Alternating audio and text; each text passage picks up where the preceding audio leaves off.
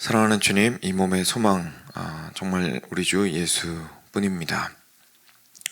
세상에 믿던 모든 것이 끊어질 그날이 되어도 구주인 예수님의 언약을 믿어서 오히려 우리의 소망이 더욱 큽니다. 사랑하는 주님, 저희가 찬양하였던 대로, 그리고 말씀을 통하여서 저희가 계속해서 확인할 수 있는 대로 매일의 삶의 모습은 바뀌고 저희들도 참 변화하고 연약한 인간이어서 마음도 감정도 생각도 자꾸 바뀌지만 한결같으시고 절대로 그 자리에서 움직이지 아니하시는 그리스도께 깊이 있게 뿌리 박음으로 저희가 흔들리지 않는 소망을 가지고 믿음을 가지고 이 변화하는 세상을 살아갈 수 있도록 은혜 베풀어 주시기를 간절히 간구드립니다. 이 아침 주님 앞에 나오는 것은 흔들리는 저희의 삶이 기도드린 대로 정말 깊은 닻을 주께 내려야 할 필요가 있기 때문입니다. 주님의 말씀을 통하여서 저희가 어디에 뿌리를 내리고 닻을 내려야 할지를 깨닫게 하시고 절대로 흔들리지 않아야 하는 기준이 무엇인지를 저희로 알게 하시고 그 가운데에서 저희의 삶을 온전히 의지하고 의뢰하는 가운데 살아갈 수 있도록 하기 위하여 오늘 아침 저희가 함께 주님 앞에 모입니다. 주여, 말씀 중에 우리에게 말씀하여 주시고 기도 중에 우리와 함께하여 주시고 이 시간을 통하여 우리를 굳건하게 하여 주시며 저희의 마음을 온전히 주 앞에 주 안에 확정하게 되도록 하여 주시옵소서. 감사하며 우리 주 예수 그리스도의 이름으로 기도드렸습니다. 아멘. 네, 데살로니가 전서 오늘은 4장입니다.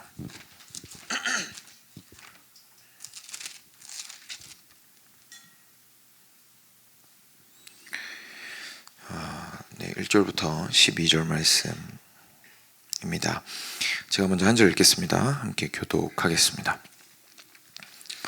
그러므로 형제들아, 우리가 끝으로 주 예수 안에서 너희에게 구하고 권면하노니 너희가 마땅히 어떻게 행하며 하나님을 기쁘시게 할 수 있는지를 우리에게 배웠으니 곧 너희가 행하는 바라 더욱 많이 힘쓰라.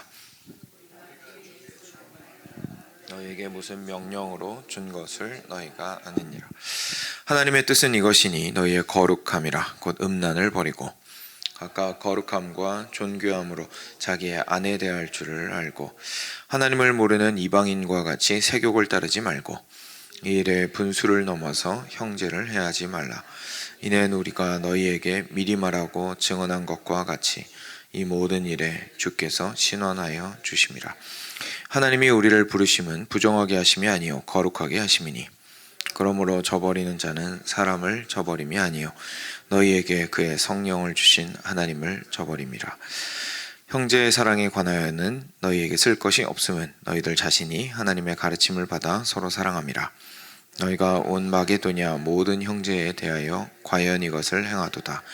형제들아, 권하노니 더욱 그렇게 행하고 또 너희에게 명한 것 같이 조용히 자기 일을 하고 너희 손으로 일하기를 힘쓰라. 이는 외인에 대하여 단정히 행하고 또한 아무 궁핍함이 없게 하려 함이라. 아멘. 네, 데살로니가 전서 이제 4장 말씀입니다. 이게 항상 서신서들이 짧다 보니까 서신서 볼 때마다 너무 좋은데 빨리 끝나서 아쉽더라고요. 저희가 그 바울이 데살로니가 성도들한테 전하는 말씀 계속 보고 있는데 바울이 자신이 어떤 의도로 어떤 참 마음의 동기를 가지고 이제 데살로니가 성도들에게 다가가서 복음을 전하고 있는지, 그래서 자기가 전하는 게 사람에게 그렇게 막 휘둘릴 것들이 아니라 하나님의 복음이다라는 이야기를 이제 굉장히 강조해서 했던 것을 저희가 이제까지 볼 수 있었습니다.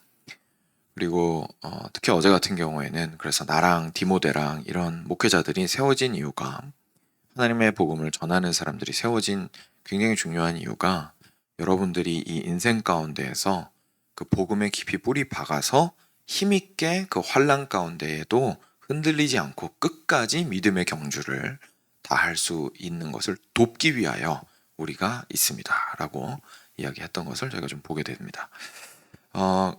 거기에 이어서 이제 오늘 시작이 되는 거죠. 1절과 2절 보시면 그러므로 이제 이렇게 이야기합니다. 그러니까 앞에 이야기들 전부 다 받는 거죠. 그래서 내가 이제까지 그런 우리가 왜 여러분들한테 가려고 하고 내가 왜 이렇게 편지 쓰고 있고 왜 계속 그렇게 기도로 여러분들을 위해서 하나님께 앞으로 나아가고 하는지 이제 여러분들 이제 아시죠? 앞에 다 설명했습니다. 그러므로 이렇게 되는 거죠.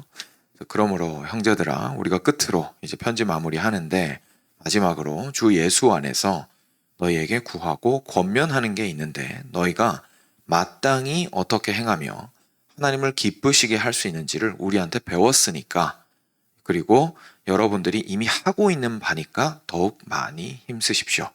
우리가 주 예수로 말미암아서 여러분들에게 무슨 명령을 하였는지 여러분 잘 알고 계십니다. 라고 이야기하고 있습니다. 그래서 약간 운을 떼는 거죠. 이제 곧 이어질 3절부터의 말씀을 위해서 제가 뭐 새로운 이야기를 하는 게 아니라 이전까지 여러분들한테 열심히 가르쳤던 것들이고 제가 여러분들과 함께 있을 때에도 분명히 얘기했던 것들이고 그러니까 그것들을 기억하시면서 여러분들이 그리스도인이라면 마땅히 행해야 하고 그리고 하나님을 기쁘시게 하기 위해서 어떤 삶을 살아야 하는지에 대해서 제가 열심히 가르쳤으니까 그거 한번 기억해 보시기 바랍니다. 이제 이렇게 하면서 운을 떼고 있습니다. 그 내용이 무엇인고 하니 3절에 이렇게 나옵니다. 하나님의 뜻은 이것이니 너희의 거룩함이라 곧 음란을 버리고 각각 거룩함과 존귀함으로 자기의 아내 대할 줄을 알고 하나님을 모르는 이방인과 같이 세욕을 따르지 말고. 일단 여기까지만 잠깐 보겠습니다. 이제 이렇게 이야기를 합니다. 굉장히 구체적으로 이렇게 확 좁혀가지고 주제를 좁혀가지고 특정해서 주제를 이야기를 하고 있는데요.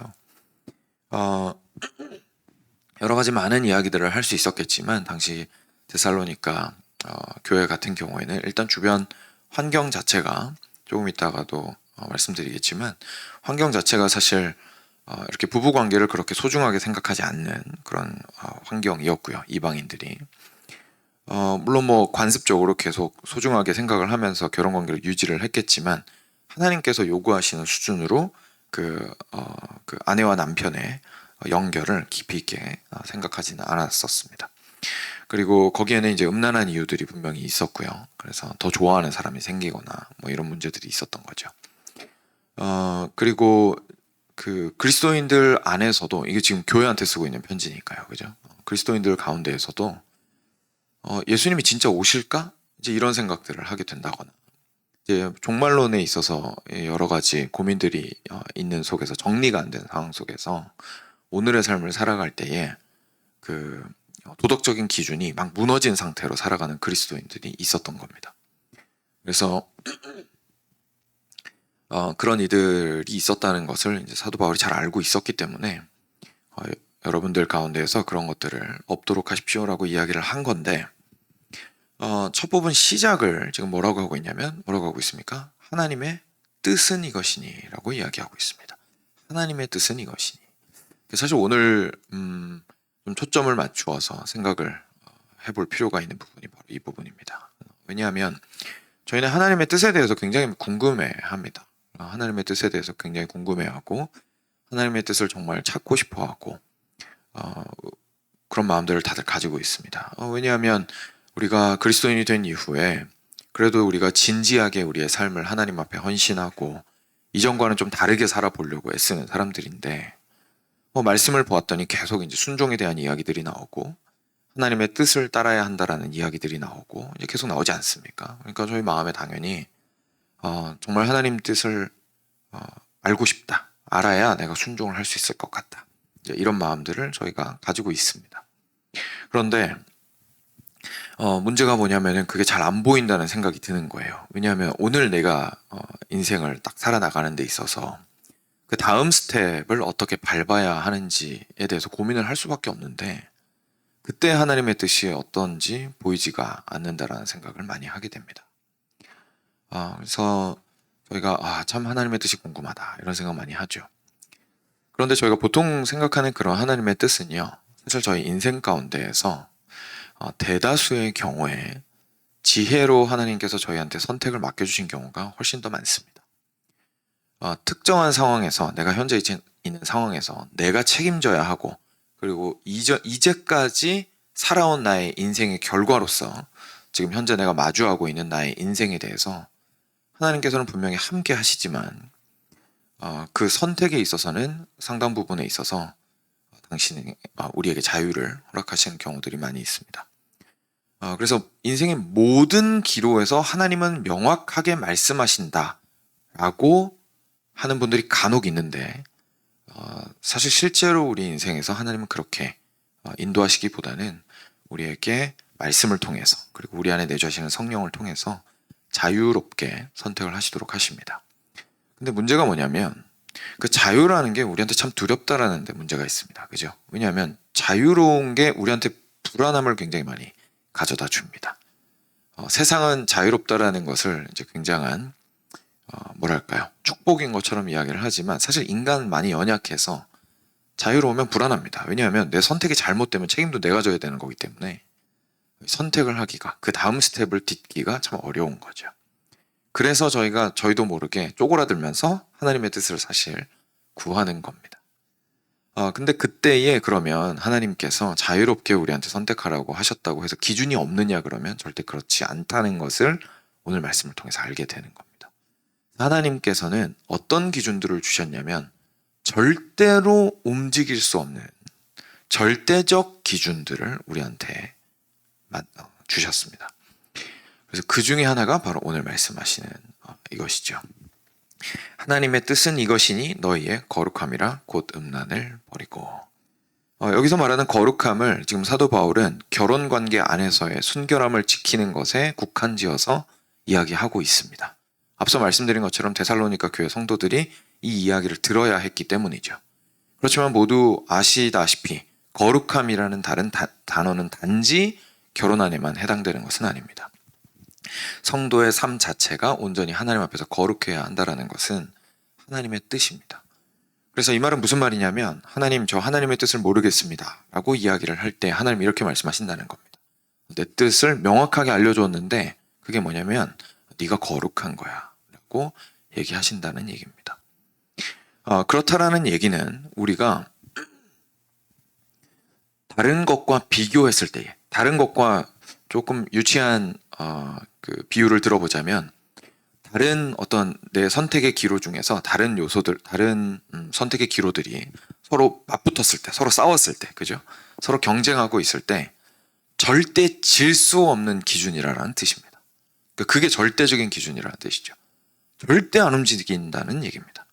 예를 들어서 집을 지어야 되는데 그 집 지어야 되는 장소 한복판에 제가 반드시 써야 하는 이 집을 짓는데 써야 하는 기둥이 하나 서 있는 거예요. 근데 이 기둥을 뽑을 수가 없어요. 그러니까 어떻게든 이 기둥을 써야 돼요. 이 기둥을 기반으로 해서 집을 짓는 것이 지금 현재 여기에다 집을 짓는 유일한 방법인 겁니다. 그 기둥 주변에 어떻게 집을 다른 기둥들을 세울지 그리고 이 기둥을 중심으로 해서 지은 집을 어떻게 꾸밀지는 나에게 자유일 수 있으나 이 기둥을 써야 한다라는 사실은 절대로 변함이 없는 거예요. 아무리 움직이려고 해도 움직일 수 없는 겁니다. 이것이 저희가 말하는 절대적인 기준입니다. 제가 이 이야기를 이렇게 강조하는 이유가 있습니다. 왜냐하면 저희가 인생 가운데서 하나님의 말씀을 볼 때에 저희는 참 하나님의 뜻을 순종하고자 한다고 이야기하면서 하나님께서 특별하게 나에게 지금 인도하시는 길이 어디 있는지에 대해서는 궁금해하지만 절대로 움직이면 안 되는 기준에 대해서는 생각보다 그렇게까지 절대적으로 생각하지 않는 경우가 굉장히 많기 때문에 그렇습니다. 그냥 우리가 생각할 때 중요한 기준 정도로만 생각을 하는 거죠. 중요한 기준 정도로만 생각을 하는 겁니다. 그렇지만 그리스도인의 사고방식이 다른 것은, 다른 사람과 다른 것은, 다른 사람들은 제가 아까 비유 드렸던 꼭 사용해야 하는 기둥으로 치자면 그 기둥을 뽑아 없앨 수 있는 것으로 생각합니다. 근데 그리스도인들은 그 기준을 절대로 뽑아 없앨 수 없는 것으로 이야기를 한다는 얘기입니다. 왜냐하면 그 기둥 처음에 세우신 분이 하나님이시기 때문에 그렇습니다. 그래서 예를 들자면 구약 성경을 보더라도 사람들이 이렇게 땅을 이렇게 나누어서 자기의 땅이라고 긋는 이제 표시를 하는 돌이 있었죠. 그 경계를 뜻하는 지계석이었나요? 라고 하는 그 돌이 있는데 구약에 보면 절대로 그것을 옮기지 못하게 되어 있습니다. 그리고 잠언 같은 경우에도 추를 속이는 것을 굉장히 큰 문제라고 이야기를 하죠. 왜냐하면 추가 뭡니까? 기준이 되잖아요. 그 기준 자체를 자기 멋대로 바꾸는 것에 대해서 굉장히 강하게 책망하십니다. 그러니까 이 모든 삶에서의 이 중요한 기준을 끝까지 붙들 것을 요구하시는 이유가 뭐냐면 결국 그것을 통해서 우리는 훈련되어야 하는 거죠. 하나님께서 세우신 절대로 움직이지 않는 기준에 대해서는 우리는 그것을 인정한 상태에서 그 다음 이야기를 해야 된다는 것을 우리한테 가르치고 싶으시기 때문입니다. 그래서 오늘 말씀은 그 중에 한 기준을 이야기해 주시고 있는 거죠. 그것이 바로 거룩함입니다. 거룩함에서 실패할 수 있을까요? 실패할 수 있습니다. 그죠? 실패할 수 있습니다. 그러니까 이 기준이 움직이지 않는 기준이라고 해서 내가 실패 안 한다라는 뜻이 아닙니다. 하나님의 기준을 내 마음대로 바꾸지 말라는 얘기입니다. 그러니까 무슨 말이냐면 이런 거죠. 내가 실패했어요. 문제는 실패한 다음인 겁니다. 이렇게 실패한 다음에 결혼 안에서 예를 들어서 순결을 지키기에 실패했습니다. 나도 모르게 넘어졌습니다. 그 기준을 지키기에 실패한 다음에 내가 나도 이러는데 주변을 봤더니 딴 사람도 똑같이 살고 있어요. 한번 나라고 굳이 이 기둥 주변에다 집 지을 필요 있나? 이렇게 생각하는 거죠. 여기다 지으면 좋을 것 같으니까 기둥 뽑아버리면 안 되나? 기둥 절반만 쓰면 안 되나? 기둥이 그냥 없는 척하고 옆에다가 따로 내 집을 지으면 안 될까? 라고 이야기를 하지 말라는 얘기인 겁니다. 기준이 절대적이라는 것. 기준이 절대적이라는 건 우리가 실패하지 않는다는 뜻이 아닙니다. 그러니까 우리가 기준이 절대적이라는 얘기가 우리한테 큰 부담으로 다가오는 이유가 뭐냐면 마치 넘어지고 실패할 수 없다라고 그 이야기가 들려서 그런 거거든요. 그런 뜻이 아니라 내가 실패했다고 해서 하나님의 기준을 마음대로 옮기지 말라는 얘기입니다. 내가 연약하고 내가 실패하더라도 그 기준은 그대로 서 있습니다. 그거를 인정하는 것이 그리스도인이죠. 그러면 결국 우리가 할 수 있는 건 뭡니까? 회개인 겁니다. 그 절대적 기준 앞에서 우리가 잘못하였음을 주님 앞에 인정하는 겁니다. 언제도요. 주변 모든 사람들이 괜찮다고 말할 때에도 굳이 그 기준에 그렇게 목숨 걸 필요 있어? 세상 사람들 전부 다 괜찮다고 얘기하는데 그게 그렇게까지 중요한 일인가? 괜찮아. 그냥 다들 옳다고 하는 방향으로 가면 돼. 라고 이야기할 때에 혼자 무릎 꿇고 회개하는 거. 그게 그리스도인이라는 얘기입니다. 그래서 그 기준으로 오늘은 거룩함을 이야기하고 있습니다. 그래서 이 거룩함을 끝까지 지킬 것을 구체적으로 이렇게 말하는데요. 4절에서 적극적으로 각각 거룩함과 존귀함으로 자신의 아내를 대할 줄을 알고, 그리고 5절 말씀대로 하나님을 모르는 이방인과 같이 세욕을 따르지 마십시오 라고 이야기하는 거죠. 그러니까 이 이야기를 왜 하는지 이제 이해가 되실 겁니다. 그 주변에서는 그 세욕을 따르면서 하는 이유가 있을 거잖아요. 뭐라고 얘기합니까? 이 기준을 깎아내리는 겁니다. 결혼이라는 기준 그렇게까지 중요한 기준 아니야. 그 사람이 만든 거고 그냥 이렇게 자유롭게 상황이 안 되면 상황이 되면은 맞추는 거지만 상황이 안 되면 못 맞추는 거지. 라고 이야기를 하는 이방인들이 있었던 것이죠. 그러니까 세욕이라는 표현도 사실은 하나님의 기준에서 그들을 보고 표현한 거지 그들은 스스로를 세욕 때문에 이렇게 했다고 생각 안 하는 거죠. 그래도 상관없다고 생각하는 겁니다. 그죠? 그러니까 그런 것에 대해서 굉장히 강하게 경계하고 있는 것을 보게 됩니다. 모두가 옳다고 하더라도 하나님의 기준을 따르십시오라고 이야기하는 거죠. 그리고 나서 6절 말씀에 이렇게 나옵니다. 이 일에, 그래서 이렇게 거룩함을 지키는 일에 분수를 넘어서 형제를 해하지 말라. 이는 우리가 너희에게 미리 말하고 증언한 것처럼 이 모든 일에 주께서 신원하여 주시기 때문이다 라고 이야기하는데요. 그러니까 이 말씀이 조금 이해하기가 좀 어렵습니다. 그래서 이 말씀 좀 풀어드리면 이 일의 분수를 넘어서, 다시 말해서 경계선을 넘어서 이런 뜻입니다. 그러니까 우리나라 말에서 네가 네 분수를 알아야지 이런 뜻이 아니고요. 이런 뜻이 아니고 네가 경계선을 명확히 알아서, 다시 말해서 여기서의 경계선은 뭡니까? 그러니까 결혼입니다. 결혼이라는 그 경계선을 분명하게 알아서 그것을 넘어가지 말아라. 그 경계선은 절대로 움직일 수 있는 것이 아니다. 그래서 그것을 넘어서서 넘어서는 경우에 어떻게 되냐면 형제를 해하게 된다. 그죠? 형제를 해하게 되죠. 그 결혼이라는 기준을 넘어섬으로써 지금 현재 이 결혼관계 안에서 유지되고 있는 부부라든지 자녀라든지 부모라든지 또는 이 결혼 때문에 매여 있는 다른 형제들이라든지 교회 안에서 또 한 몸으로 부름받은 다른 지체라든지 이런 이들이 분명히 영향을 받게 되고 해를 입게 된다. 그러니까 그것에 대해서 가볍게 생각하지 말고 이 시대가 이야기하는 것처럼 단지 개인적인 문제라고 생각하지 말고 이 문제에 대해서 해를 입힐 수 있다는 것을 인지하고 그 분수를 넘어가지 말아라 라고 이야기하는 거죠. 그리고 나서 마지막에 뭐라고 얘기하냐면 이 모든 일에 주께서 신원하여 주심이라 라고 이야기합니다. 네, 이제 한국말에서 신원하다라는 거는 좀 이렇게 뭐랄까요, 손해를 본 사람이 재판장한테 가서 신원을 하면 이렇게 들어주는, 그래서 좀 그런 이미지를 가지고 있는데, 여기서는 좀 더 정확하고 객관적으로 심판하시리라고 이해하시면 됩니다. 하나님께서 판단하실 거라는 얘기입니다. 그러니까 그 선을 넘어선 것에 대해서 하나님은 가만히 있지 않으실 거라는 얘기입니다. 그래서 하나님께서는 그 선을 넘어선 것에 대해서는 하나님의 뜻이 거룩함이기 때문에 그것에 대해서는 반드시 책임을 물으실 것입니다. 그러니 그것을 지키십시오라고 이야기를 하고 있는 것이죠. 궁극적인 이유를 7절부터 이야기를 합니다. 꼭 그렇게 힘든 일을 우리가 해야 하는 이유가 뭐냐는 거죠. 7절, 하나님이 우리를 부르심은, 그러니까 우리가 그리스도인이 된 것은 우리를 부정하게 하심이 아니요 거룩하게 하심이니, 그러므로 저버리는 자는 하나님을 저버림이 아니요 사람을 저버림이 아니요 너희에게 그의 성령을 주신 하나님을 저버림이라 라고 이야기하고 있습니다. 우리가 질문할 수 있잖아요. 하나님, 그래도요, 아무리 그래도 진짜 죽을 것처럼 힘들거든요. 근데도 이걸 그렇게까지 목숨 걸고 지켜야 될 이유가 있나요? 라고 우리가 손들고 질문할 수 있습니다. 그래서 이렇게 한 번 더 이야기를 하시는 거죠. 왜 그러냐면 하나님께서 처음에 우리를 부르신 것 자체가 우리를 거룩하게 하시려고 우리를 부르셨기 때문입니다.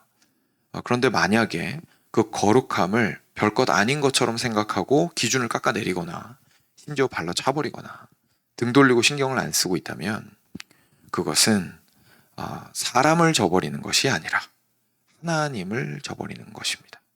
내가 나를 그리스도인으로 불러주신 하나님에게 저 왜 불렀어요? 라고 얘기하는 거랑 똑같은 겁니다. 라고 이야기하고 있는 겁니다. 그래서 그런 이유 때문에 우리가 결국은 하나님의 기준을 벗어나는 것은 하나님을 차버리는 것이기 때문에 절대로 그러시면 안 됩니다. 라고 사도 바울이 강하게 권면하고 있는 것이죠. 이어서 같은 내용을 이제 같은 기준을 다른 영역에서 한 번 더 이야기하고 있습니다. 첫 번째 하나님의 뜻은 거룩함이었고요. 두 번째는 그와 같이 형제 사랑입니다. 사랑하는 것도 사랑하는 여러분 절대적 기준입니다. 다시 한번 말씀드리지만 실패할 수 있습니까? 실패할 수 있습니다. 저희가 항상 사랑하는 거 잘하는 거 아니고요. 그리고 사랑하기 힘든 사람 사랑하는 거 그거 뭐 누가 잘하겠습니까? 그렇죠? 모두에게 어려운 일입니다. 그렇지만 하나님께서 그렇다고 해서 형제를 사랑하라고 하신 명령이 깎이거나 무시될 수는 없습니다. 왜냐하면 하나님께서 형제 사랑을 절대적 하나님의 뜻으로 우리한테 주셨기 때문에 그렇습니다. 이런 것들을 저희가 종합하여 볼 때 우리 인생 앞에 기로가 놓였을 때 저희들 머릿속을 엄청나게 복잡하게 하는 팩터들이 많이 있습니다. 그죠? 선택을 하려면 이 길이 맞나 저 길이 맞나 막 고민해야 되는 팩터들이 굉장히 많이 있습니다. 근데 그 요소들, 그 선택의 기준이 되는 체크리스트들 중에서 맨 위에, 혹시 엑셀 다루시는 분들은 엑셀 위에 맨 첫 줄을 딱 고정시킬 수가 있거든요. 자기가 원하는 줄을 고정을 시킬 수가 있어요. 그 다음에 나머지를 막 바꿀 수가 있거든요. 그런 것처럼 첫 번째 리스트에 고정을 딱 시켜놔야 되는 것들이 있다는 얘기입니다. 이건 절대로 1번, 2번, 3번에서 빠지면 안 되는 거예요. 1번, 하나님을 사랑하고 이웃을 사랑하라. 그죠? 2번, 오늘 말씀대로 거룩하라. 3번, 처음에 말씀드렸던 대로 형제를 사랑하라. 절대로 움직이면 안 되는 고정된 칸이 있고 그 밑에 다른 팩터들을 쭉 놓고 고민을 하는 겁니다. 그래, 이게 돈이 얼마 들고 생각해야죠. 그죠? 경제적인 요인들 생각해야 되고 이것 때문에 관계가 어떻게 될지도 고민해야 되고 내가 앞으로의 인생이 어떻게 될지도 고민해야 되고 이것 때문에 영향받을 사람들에 대해서도 고민해야 되고 밑에 저희가 고민하는 것들 쫙 써도 됩니다. 근데 문제가 뭐냐면 그것들 때문에 첫 칸을 절대로 바꾸면 안 된다는 얘기입니다.